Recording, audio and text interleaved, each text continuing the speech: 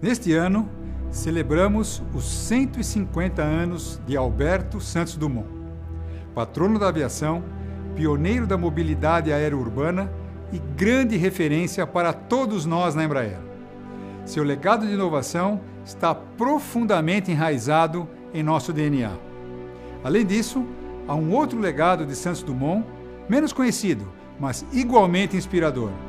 Seu legado de sustentabilidade, que ele nos confiou após uma aventura fantástica, a qual convido todos vocês a conhecer em detalhes agora.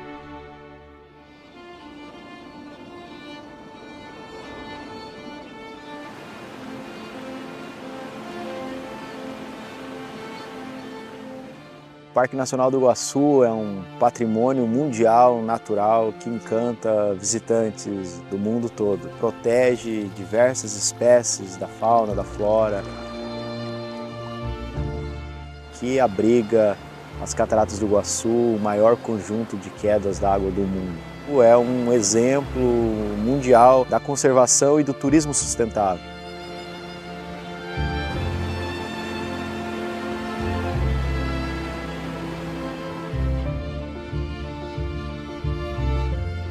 Existe uma estátua de Santos Dumont nas Cataratas do Iguaçu porque em 1916 ele conheceu as quedas, ficou fascinado e interferiu para que a terra das cataratas se tornasse uma área pública.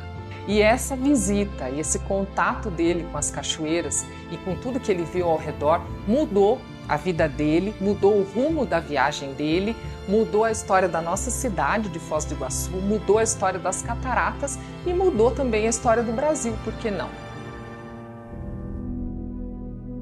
Em 1916, Santos Dumont já era uma celebridade mundial e ele vinha participando de alguns eventos sobre a aeronáutica na América Latina, passou pelo Chile, esse evento era no Chile especialmente, e de lá ele foi convidado a conhecer as Cataratas do Iguaçu pelo lado argentino, porque as cataratas ficam na fronteira entre o Brasil e a Argentina. Em Foz do Iguaçu havia um hoteleiro pioneiro, muito visionário, que soube que Santos Dumont estava hospedado na Argentina e falou com o prefeito da cidade na época para que a cidade fizesse uma comissão e fosse convidar essa celebridade mundial, que era um brasileiro, para conhecer as cataratas do lado de cá. Conhecer as cataratas na época não era uma coisa tão simples. Foram horas no meio da mata, por uma estrada que era uma picada, na verdade, no meio da floresta. No dia 24, conheceu as cachoeiras e soube nessa visita que essas terras eram terras particulares. Essa área que estamos aqui agora é uma área de um particular. Era uma fazenda do uruguaio Jesus Val. Ele simplesmente era dono de tudo isso aqui e ele escolhia quem ele queria trazer para visitar a sua fazenda. E graças ao aviador Santos Dumont, se encantou com a beleza, com a magnitude e se questionou por que não este lugar ser um parque nacional. O nível do rio Iguaçu, que é o rio das cataratas, ele varia durante o ano. E às vezes o rio fica muito cheio e as cachoeiras também ficam muito cheias. E numa dessas enchentes, o rio trouxe uma tora de madeira, um tronco de madeira, e esse tronco de madeira ficou preso em cima de uma das cachoeiras das cataratas. E ali durante a visita, Santos Dumont resolveu caminhar em cima dessa tora e foi até a ponta da tora olhando o precipício lá de cima. Os relatos de Dona Elfrida Engel, que é filha de Frederico Engel, nos relatos dela ela diz que o pai dela ficou apavorado. E ela relata que Frederico Engel ficou calado, imóvel, não falou nada até esperar Santos Dumont voltar. E quando Santos Dumont voltou, ele disse: olha, o senhor cometeu uma imprudência, poderia ter acontecido uma tragédia. E Santos Dumont declarou: as alturas não me perturbam.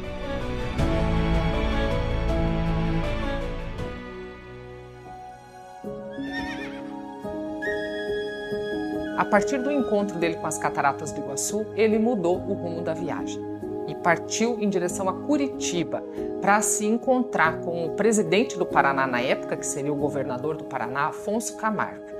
E aí partiram para a chamada Cavalgada Patriótica, que era algo que não estava previsto no roteiro de viagem dele. Então ele partiu de Foz do Iguaçu a cavalo, pelo meio da floresta, seguindo a linha telegráfica até a cidade de Guarapuava.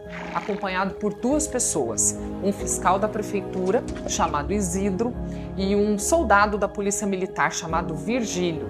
O fiscal da prefeitura que levou Santos Dumont até Guarapuava era o meu avô, Isidro Lourenço de Souza. E contava-se que ele acompanhou então Santos Dumont até Guarapuava.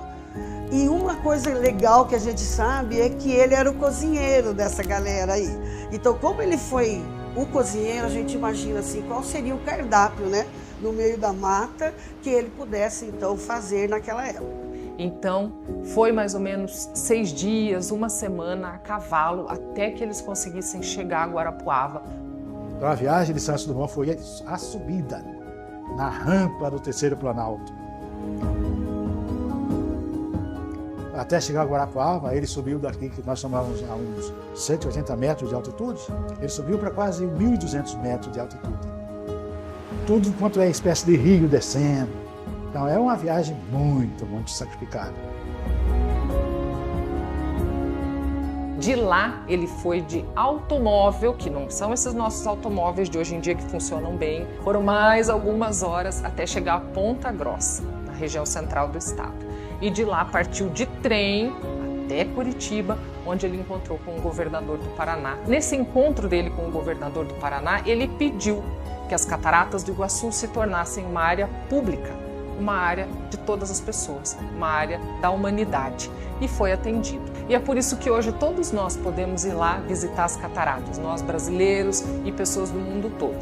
Então, o Santos Dumont usou o seu conhecimento, que estava à frente, né, da sua época, todo o seu prestígio, para convencer as autoridades a tornar este lugar um Parque Nacional do Iguaçu, para que pessoas do mundo todo pudessem visitar esse lugar, conhecer mais sobre a fauna, a flora. Então nós recebemos 170 nacionalidades, cerca de 2 milhões de visitantes ano. E a dona Elfrida, que relata essa história, que tornou essa história pública na década de 70, então diz nos relatos dela que ele criou a nossa indústria sem chaminé, que é a indústria do turismo. E na década de 70 ela inscreveu essa história num prêmio promovido pelo Aeroclube do Paraná e como prêmio ela ganhou uma viagem, então ela foi conhecer o museu, a casa onde nasceu Santos Dumont, conheceu parentes dele. Anos depois, ela recebeu da Aeronáutica a maior condecoração da Aeronáutica, que é a medalha Mérito Santos Dumont. Então, uma mulher civil foi homenageada pela Aeronáutica graças à luta dela para que essa história fosse divulgada. Sou Isabel Cristina Pruner, bisneta de Frederico Engel, neta de Elfrida Engel, que através dela perpetuou a história da vinda de Santos Dumont. Ela batalhou também pela imagem, colocação da imagem dele. Está faltando um pedacinho de uma coisa que ela tinha na mão. O Santos Dumont, na estátua original, ele estava parado, como está aqui, e aqui tinha um papel. E esse papel sumiu. Era um papel de bronze também. Então, se alguém souber de um papel de Santos Dumont, de bronze, vamos devolver. Minha mãe tinha guardado em uma cristaleira as recordações que a avó recebia. A maior delas que nós temos é o livro da assinatura dos hóspedes com a assinatura de Santos Dumont. Quando, no plano de manejo do Parque Nacional de 1986, 89, duvidava que Santos Dumont passou por aqui.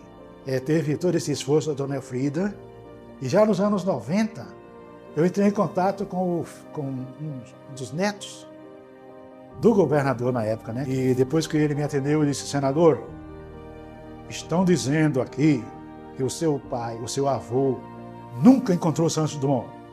Aí ele: quem disse isso? Aí ele se irritou. Na hora ele chamou o assessor dele e fez: fulano, manda o meu sobrinho lá no meu escritório pegar aquela foto que aparece o papai, o Santos Dumont. Revela e manda essa foto para ele. Hoje ninguém questiona que Santos Dumont passou aqui, todo mundo sabe. O pai da aviação vem para Foz do Iguaçu, ele torna o território das Cataratas do Iguaçu hoje o principal ponto turístico da cidade, numa terra pública, e a gente oferece contar essa história para diversos públicos. Muitas das crianças não sabem quem foi Santos Dumont e a gente fazer essa porta de entrada, contar a história do pai da aviação num espaço dedicado a isso, é muito gratificante. Quando criança, eu recebi um prêmio na Infraero de Foz, que estava se comemorando o dia de Santos Dumont, o dia da aviação, e a frase do meu cartaz dizia: Santos Dumont, as cataratas do Iguaçu derramam lágrimas de saudade de ti. Ele era uma pessoa especial, estava muito à frente do seu tempo, ele tinha um conhecimento muito técnico sobre aviação, sobre cultura e além, ele entendia de meio ambiente, entendia essa necessidade de se conviver com a natureza. Então ele estava olhando à frente, ele estava olhando o que nós estamos vivendo agora, muito transgressor para a época, né? Isso é fantástico, louvável. O Parque Nacional do Iguaçu é muito grato ao Santos Dumont. Que juntos possamos nos inspirar no legado de inovação e sustentabilidade de Santos Dumont e trabalhar para garantir um mundo melhor para as próximas gerações, exatamente como ele fez.